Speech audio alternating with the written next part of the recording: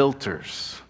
Last week we opened off this series that we're calling Filters with a little bit of a photography lesson, if you would. We began talking about this thing called a B+W filter, which is an incredible filter when you put on the edge of a camera. And here's why. When you put on the edge, when you put on the lens of a camera, that's what you put it on. You don't put it on the edge. You could, but that's weird. But the beautiful thing about a B+W, not a BMW, they're beautiful too, but the beautiful thing about a B+W filter, or filters in general, is it allows us to take a picture and to really pick up some of the really cool features in the picture. I mean, it's an incredible filter, it's an incredible device to be able to put into your camera when you're wanting to take pictures outdoors. You want to take pictures of water. You want to take pictures of fish or of beaches. You want to take pictures of things on the outside. It is an incredible device that allows us to take great photos. In fact, last week I showed you an image, an image that kind of helps us see the value of this filter. And look at this. This is a picture from above, and you can tell the detail that's to the right. And then the left is nice. I mean, I still want to go there. But you can see the vividness, the sharpness that's there. The trees actually have detail. And one of the things we looked at last week is whenever you have the filter on this image, it helps you to see some of the things that you couldn't necessarily see. It helps you to pick up and to define what's going on, and it also protects your lens. And so we took that pseudo definition of why you need a filter, and we redefined it to say this, that filters, for our perspective, for what we're talking about today, filters can be indispensable for understanding life in extremely difficult times. Don't we need filters for understanding life in difficult times? And it can help enhance our life and ultimately protect our faith. That a filter is a valuable piece that allows us to see life from a different perspective. When we begin to put these filters in our life, what it does is it shows us a different way of looking at life. It ultimately gives us a new understanding for what we do in difficult times. We've all been in a difficult scenario where we're questioning, we're filled with doubt and wonder. And also, I would say that the filters we're looking at can ultimately protect our faith. So last week, we said, well, what does this look like? And we kind of launched into the conversation, setting up our main desire as a church. What is our mission as a church? Our mission is to lead people into a growing relationship with Jesus. That's what we want to do. If you were to pull back the curtain, that is our aim, is we want to lead people into a growing relationship with Jesus. And I base that on the assumption that regardless of where you are, regardless of who you are, regardless of your story, that there's something really inviting about who Jesus is. I mean, when you look at the life of Jesus, people who were nothing like Jesus liked Jesus, and he liked them back. And what I found is that people today, they don't have a Jesus problem. They have more of a problem with people that like Jesus, with the followers of Jesus, that we've tended to give Jesus a bad name at many times. And so we wanted to ask this question: if our mission is genuinely to lead people, regardless of who you are, regardless of your story, your background, regardless of your churched or unchurched, regardless of if you had a bad experience, you've had great experiences, you grew up in the church, you don't even know who Jesus is, all you know is Christmas and you love it because there's presents, right? Regardless of where you fall in the spectrum, we genuinely believe that we want to help lead you, to help guide you, to help you find a growing relationship with Jesus Christ. Now, that can be a difficult thing to define, right? What does it really look like to have a growing relationship with Jesus Christ? Well, last week we said, for us, we've defined this by two different points. That a growing relationship is defined as a growing faith validated by growing love for God and others. A growing relationship with Jesus is validated, is characterized by a growing faith validated by a growing love for God and others. The love part we've talked about at times. We've talked about how love is better found when we're more curious than critical, when we're asking the question, regardless of when I don't know what to say or do, what does love require of me? What do I do in those scenarios? If we're really honest with ourselves, we know what a growing love looks like. We've got that hiccup in our heart, right? When we're tempted to do something that you know would not love the other person, you've got that check in your spirit. You're like, should I do it or should I not? Should I do it or should I not? And sometimes, let's be honest, maybe you're better than me. But sometimes we're just like, you know what? It's not that big of a deal. It's just once. It's okay. I mean, I can ask forgiveness, right? If we're really honest with ourselves, we know when we have this growing love. We know when we're tempted to love somebody else. We know what love looks like when we begin to ask the question, what does love require of me? But this is the interesting thing. What does a growing faith look like? What does it genuinely look like to have a growing faith? And so last week, this is where we kind of launched in as we wanted to really begin to give you some handles, to give you some filters, if you would, that would allow you to look at life from a different perspective and to begin to look at the way that genuinely your faith can grow, to give you handles around that. And so last week, we looked at 2 of the filters, and today we're going to look at 3 more. But last week, just to kind of catch you up if you weren't here last week, the first one that we looked at was practical teaching. And it's fascinating. You talk to anybody about their relationship with Jesus or how they've grown in their relationship with Jesus. And oftentimes, one of the first things that comes to mind is the church that they go to. Or it's the teaching that they understood. Or they were going to a church and they loved it, but they just never got anything out of it. And then next thing you know, they were introduced to this individual's teaching, or they went to this church and it just came to life. All of a sudden, we would go in and we would be leaving, not with this archaic text, but we would be leaving with questions, with ideas, with thoughts of what do we do with what we just heard? It's incredible. This is such great teaching. I love it. I mean, you've all been in those scenarios, and today we can podcast good teaching. You can podcast things left and right, and you're like, whoa, what am I going to do with what I just heard? What am I going to do with what I just heard?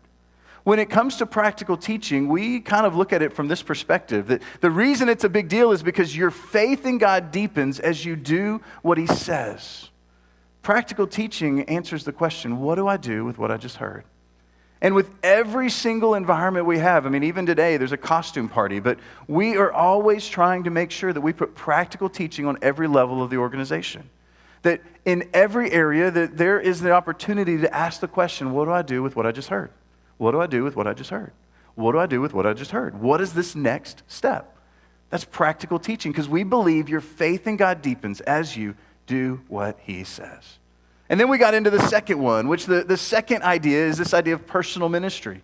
And personal ministry is ultimately, we believe that when you leverage your gifting, your talents, when you leverage who you are for the good of somebody else, that it grows your faith.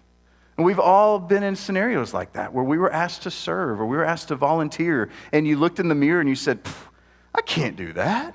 Are you kidding me? I'm about to step in and do what? But you followed through. You decided that, okay, well, they're counting on me. I'm going to do this. And what happens typically is when you step into a realm where you don't feel comfortable, you don't feel like you're adequate, you begin to put your dependence on something else. And we believe that personal ministry is such a valuable piece because you can see God working in your life as you volunteer your time, your energy, your efforts to do things for the good of others. In fact, we said the reason this is a big deal is because dependence on God builds confidence in God. I mean, we could all be faith. We could all talk about this, where you were asked to serve or volunteer, and you're like, I can't do that. And then you did it, and you left, and you're like, I did it. Oh my goodness. There was confidence that grew through depending on God. So we talked about those 2, and today we're going to look at the final 3. The 3, and we kind of teased them out a little bit. And the thing that I'm excited about is we're going to kind of move through these 3 pretty quickly because we have a story that we're going to show at the very end of the message today. A story of how these 3 disciplines, how these 3 filters were found in a story that completely altered their faith and altered their life. The first thing that we're going to look at, the first one of the filters we're looking at, we've already done 2. The third one is this, private disciplines. Now, discipline is a difficult word. Like, let's just say habits, good habits that you want to have. I mean, private disciplines, disciplines is typically like, I've got to work out, you're regimented, and you need to do this and do that. And sometimes we just kind of push away from the word discipline, right? But private disciplines or private habits are things that we can put in our life that allow us to see life from a different perspective. I don't know about you, but many of y'all in here, you've probably at times, you've grabbed the Bible, or you've tried to engage with, maybe you're like, we just finished Who Needs God? And one of the things that Andy made the comment of, he said, a great step for you would be to read the account of John as John documented the life of Jesus. And as you read the account of John, one of the things I would love for you to do is to ask the question, what did Jesus say about who God is? And I've heard several stories of individuals who took that to heart, and they decided that I'm going to put this discipline in play, and I'm going to read the account of John, and I'm going to ask the question, what does Jesus say about who God is? That's a private discipline.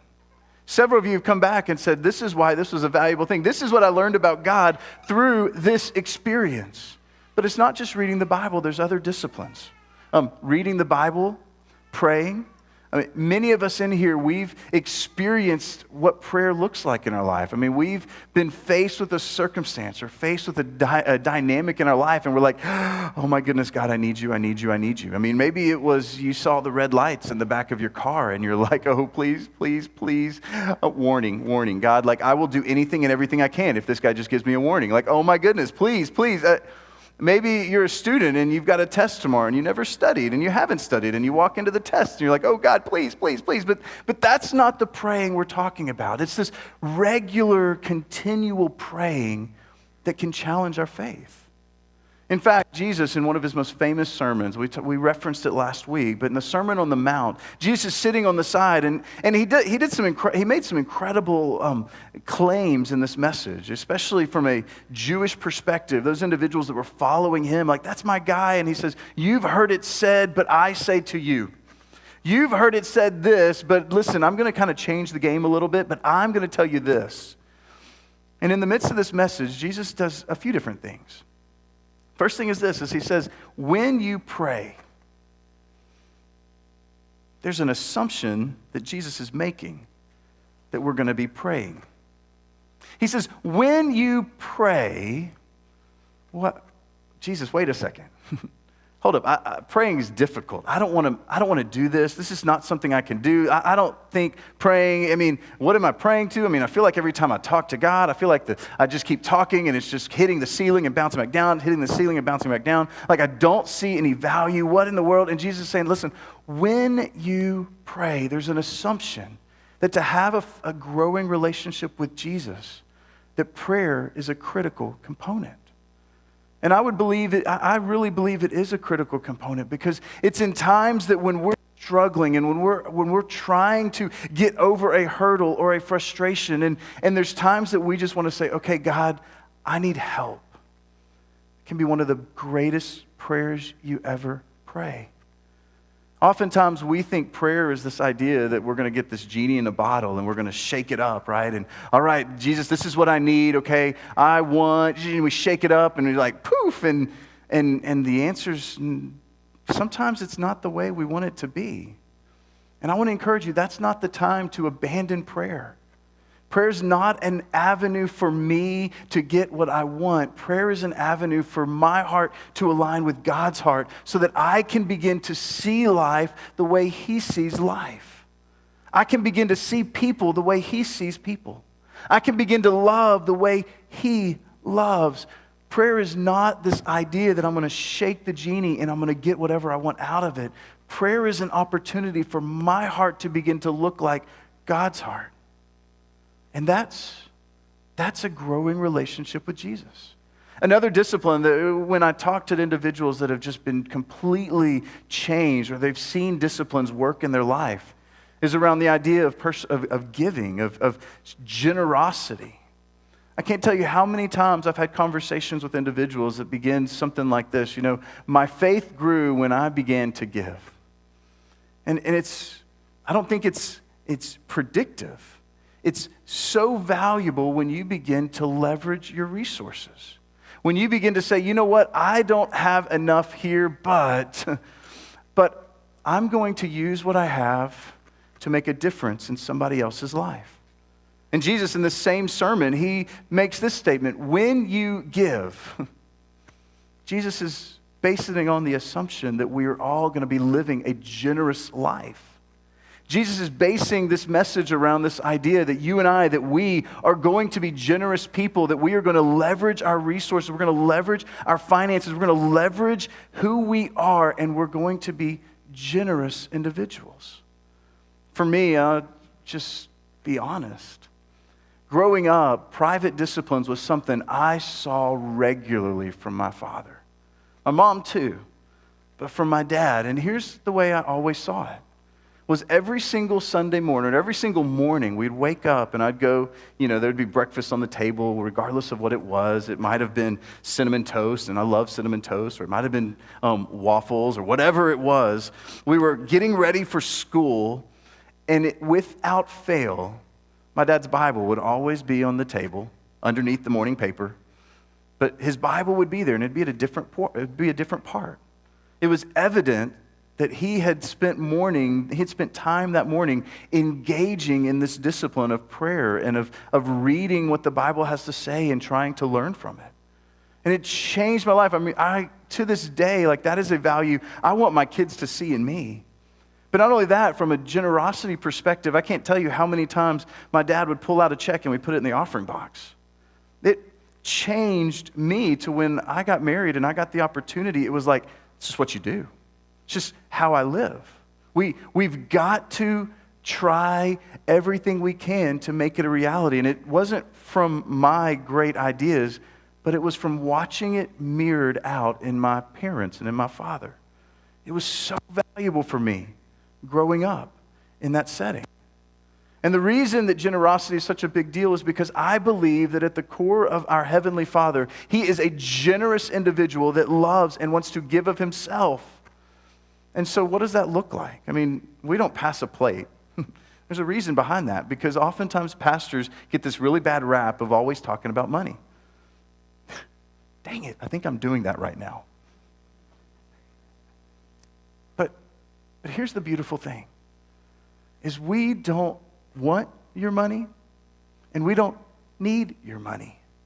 But I know in our current culture that we live in a culture where it is so easy for us to leverage greed and try to live where we just want and want and want and want. And the best way that we can fight this idea of entitlement and greed is by being generous. It's by leveraging our resources for the good of something else. It's asking the question, who am I grateful for and what has changed my life? Who am I grateful for and what has changed my life? Who am I grateful for and what has changed my life? And deciding to put a plan in place to begin funding, to begin supporting, to begin giving, so that greed doesn't have a place in our heart. Now, I am so grateful for the fact that so many individuals have put together a plan to support the local church. This is why we do what we do. This is how we get to do what we do, is because we've got some incredible, generous donor givers and individuals that have taken this up. But when Jesus looks at us and He says, listen, I want you to be praying, and I want you to be giving. Those are hallmarks that He just assumed, which I think are valuable because He knows our heart. So why is private disciplines a big deal? Because time with God over time changes you. It's not just this one-time deal. It's not just this idea that, hey, I'm gonna pray this one time, but it is time over time over time. I tell that to our small group leaders in Wombaland and Upstreet. They at times will pull their hair out, like, these kids aren't listening to me. And I'm like, it's time over time, right? Don't gauge success based on what happened today. Gauge success based on what happens over the long haul. It is time with God over time over time. It's putting these habits in place over time. That's what a habit is. You just constantly are doing it. So if this is the case, here's just a question I would like to ask you. Are you spending time with God on a regular basis? I mean, honestly. Are you carving out time to hear what God has to say for you? Are you carving out time to give God these big ideas that we're struggling with and frightened by? Because that's at the core of any relationship, is time spent together. Are you spending time with God on a regular basis? And another question I would ask is this, is are you practicing priority percentage generosity? I believe in these two questions. Are you putting together a plan to support, to encourage, to leverage your resources for the good of somebody else, for the good of what you're grateful for the good of what has changed your life? That's private disciplines. The next thing is this, is providential relationships.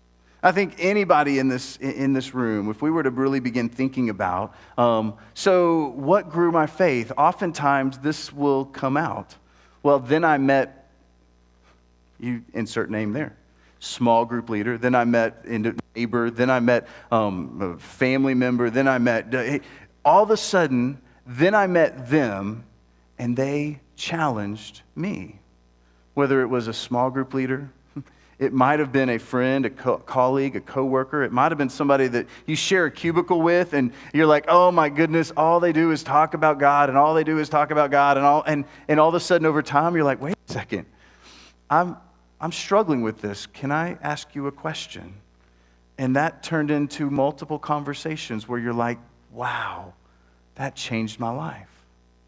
Providential relationships are such a big deal, and it's something that we value. When you begin to look at life, when you begin to look through the filter of relationships, it can be dynamic in your faith development because it can help us begin to look at life from a completely different perspective. We begin to look at relationships not as what they can do for me, but we begin to look at relationships as how they can help me and how I can help them. It's beneficial, it's valuable. In fact, the author of there's a little short little letter in the end of the Bible. It's called Hebrews. I really don't know who wrote it. There's a lot of really good theories on who wrote it, but here's what I do know is the author of Hebrews makes this incredible statement that pastors have hijacked forever. We use this passage to make people feel guilty about not coming to church. You need to be sitting in a row, but I don't think that's what this passage is all about. In fact, the author of Hebrews says this, and let us consider how we may spur one another on in love and good deeds.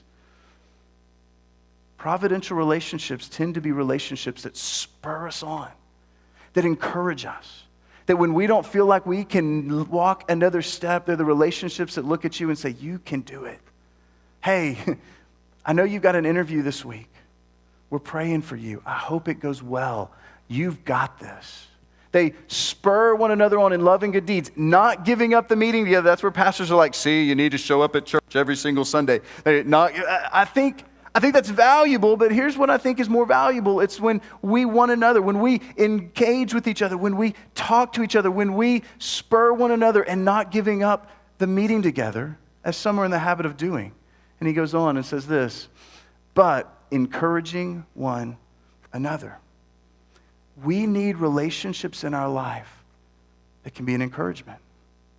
We need relationships in our life that can remind us that God is good. We need relationships in our life to remind us that, man, I just don't feel like I can wake up. I just don't feel like I can go another step. I just don't feel like you can enter the rest of the conversation. You need people in your life to remind you that God is for you, that God loves you, and that it's going to be okay. We need people in our life that are encouraging us along the way. So my question is pretty simple. It's this. Are you connected with a few who will encourage you? Are you connected with a few? And it doesn't have to be a small group. I think small groups are a great way for us as a church to leverage providential relationships. But it doesn't have to be a small group. It could be people at work. It could be individuals in your neighborhood. Wednesday night, by the way, is a great opportunity to meet people in your neighborhood. I'm excited. We're actually going to pull out our grill and we're going to grill hot dogs. We're going to invite our neighbors. Hey, come on over. You need a hot dog. It's really good. If you know where we live, you're welcome to come. If you don't know, you just ask. We'll cook hot dogs for you too.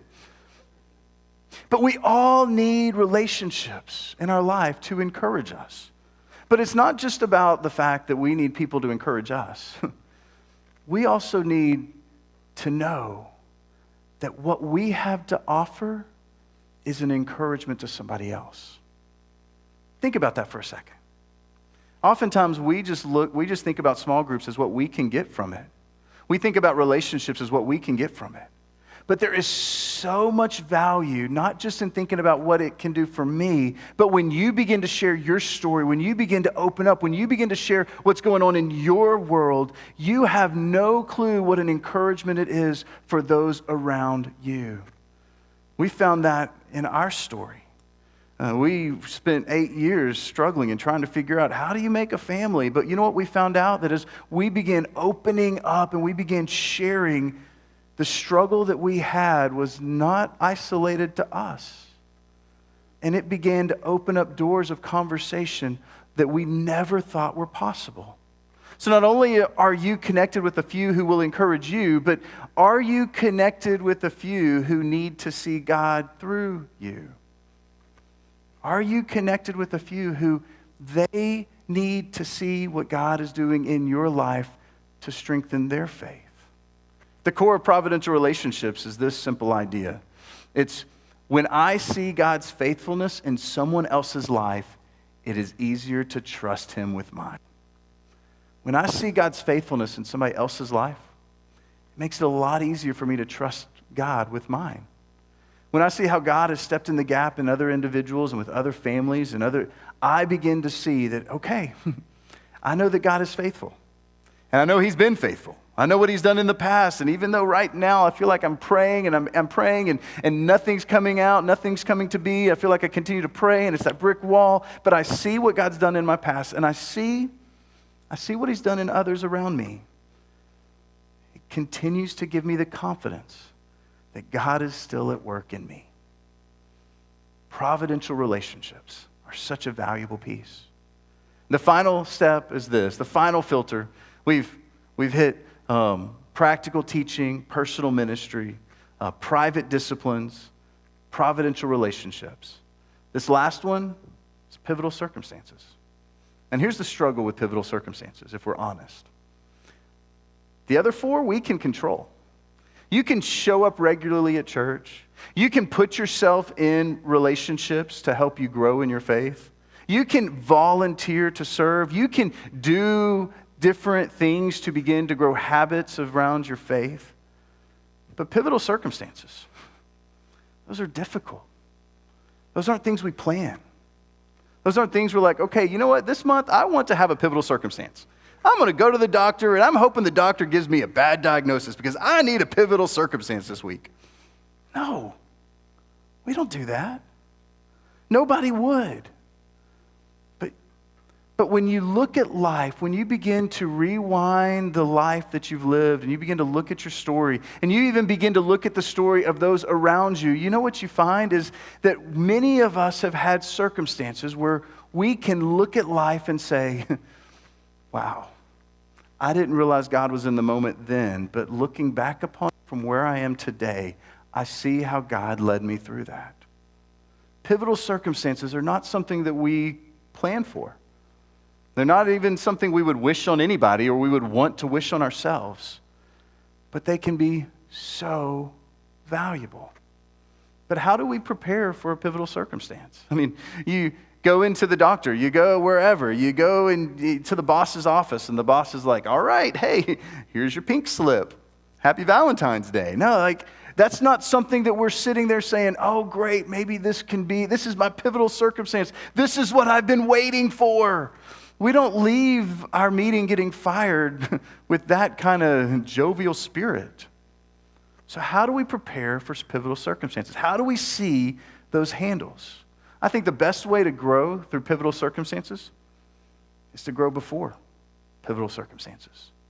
This isn't about saying, oh, this is a pivotal circumstance. This is about choosing today. We're not in a pivotal circumstance today. Murphy's Law says it's coming, but we're going to do everything we can today to put ourselves in practical teaching. We're going to do everything we can today to have providential relationships around our life. We're going to do everything we can today to begin the private disciplines and to begin to put ourselves in volunteering opportunities, because we know that we are one bad decision, we are one day away, we are one stoplight away, we are one bad decision away from finding ourselves in the midst of a pivotal circumstance.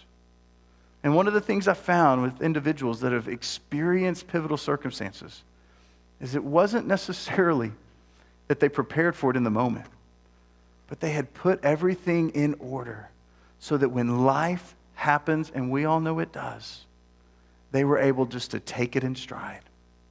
Pivotal circumstances say this: when I am able to find God in life's pivotal circumstances, my faith is strengthened. But it's when I'm able to find God. And if we don't have those other four filters really hammered down, if we don't have those other four filters rocking our lives, if we're not necessarily putting these faith catalysts in our lives, sometimes we hit a circumstance and it can be faith defining. You know those individuals. You've probably been in their shoes. How could God ever do insert blank? How in the world would God ever allow this to happen? But when we're able to step back and genuinely find God in the midst of our circumstances, it is faith defining. And when we're able to find a group of individuals to rally around us, when it appears that life is caving in, the value of providential relationships is they remind us that God is good and God is faithful, even in the heart of one of the greatest struggles we could ever have. And I don't know what those circumstances are, but I know we're all going to find them. I don't know what that looks like in your life, but I know we need to prepare for them. In fact, there's a family in our church, Justin and Candace Schwartz, a great family. Justin's one of our Upstreet leaders, and Candace is one of our Wambaland leaders. Justin and Candace had no idea what was about to hit them a few years ago. They, like many of you, were just walking, enjoying life, thinking everything was going just fine. And then life happened. And then, as a result of this circumstance, they were able to find God. And then they were able to take steps because of what they had done in the midst, preparing for, even though it wasn't here. I want to introduce you, and I want to let you hear their story from their own mouth. Watch.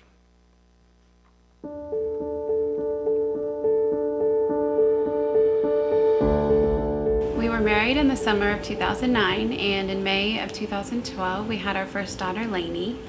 Life was pretty typical as a new young family. We enjoyed spending time at home. We found a church that we loved and a community group, and made some friends that we grew really close to. In February 2013, we were pregnant with our second child. We were very excited to find out the gender, but when we found out that we were having a girl, we also found out she was very sick.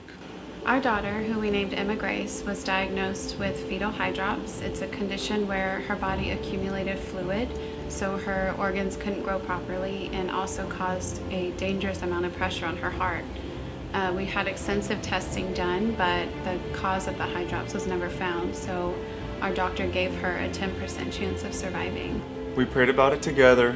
We asked our families to pray, and we reached out to our community group to pray as well. Not hours later, our group leader called and said that he was coming over and that they wanted to pray over us. It was a very powerful moment. We all cried together, and Justin and I knew that we weren't in this alone. Although we had a lot of fear about Emma's future, we both had an overwhelming peace about moving forward with the surgery.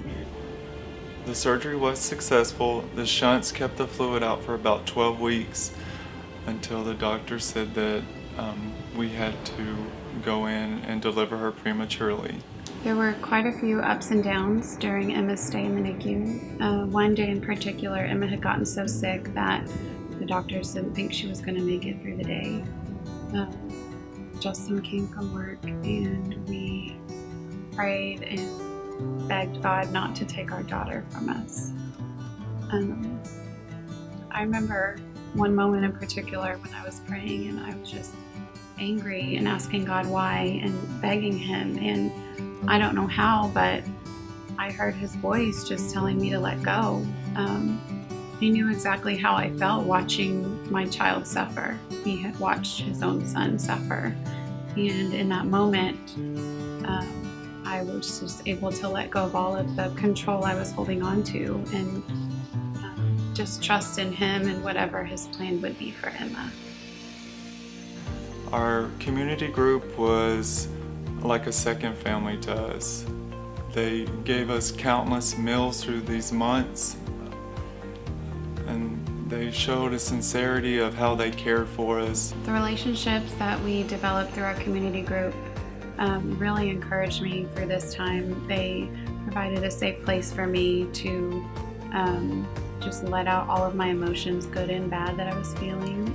They let me be me and just provided gentle encouragement to continue the fight that we were in. After Emma came home from the hospital, we were adjusting to life as a family of four, and I remember driving away from the hospital. Both of us just had tears running down our cheeks, just finally it's happening. We already had a 15-month-old baby, so we're just adding another one, and juggling was a little crazy, but it was also a lot of fun. As we started to look back, we were so grateful for what our community group had done. There's just times that we couldn't have made it through without people being so intentional as they were to help us and make sure that we got through this. It was something that I think we both strongly agreed that, we want other people to experience this. We want people to be able to experience these kind of relationships. We knew we wanted to take a step further in our faith, and we had heard a message at church along with the verse Matthew 6:24 about you can't serve God and money, you can't serve two masters. We knew that we wanted to serve God, but we just didn't know what that would look like for us. In the face of all this debt and being a natural saver and also a family with just a single income, we decided that we were going to be courageous and we were going to trust God and not trust ourselves, and that we wanted to start giving to our local church because of the experiences that we had. I started to notice that we didn't miss the money, and also my heart started to change, and I started seeing how my money was, and I started to realign my priorities, that this wasn't just me that was providing this income, that God was actually providing for us. Going through something serious with your child brings a whole different perspective on life. We wouldn't wish this upon anybody, but we also wouldn't change it. We're thankful that through such a devastating and pivotal circumstance that God surrounded us with these incredible relationships in our community group, and that He used that to strengthen our faith and to be able to trust Him with our finances.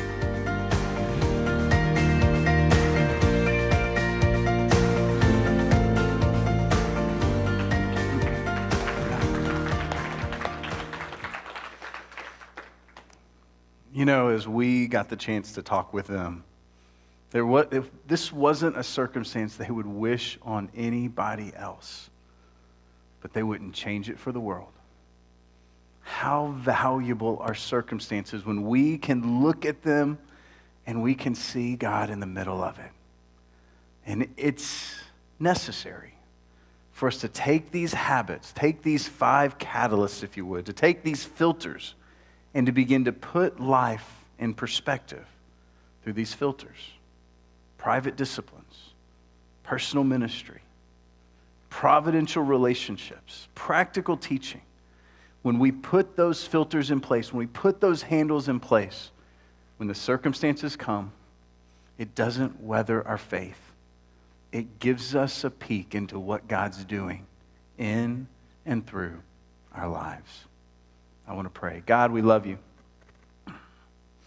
God, I thank you so much for Justin and for Candace and God, what they mean to North Tarrant Church. God, the time and energy and the effort that they invest. And even right now as they're helping us, Father, create safe spaces for kids. God, I just thank you for families like them and so many others. Father, as we go through life, we know that there's one guarantee, that life is going to happen. So God, I pray that you would give us the courage and the boldness to begin taking steps, to, Father, solidify our faith, to protect our faith when life happens. God, we love you. God, I thank you for the opportunity to be a part of what you're doing here in and through North Tarrant Church. It's in Jesus' name that I pray. Amen.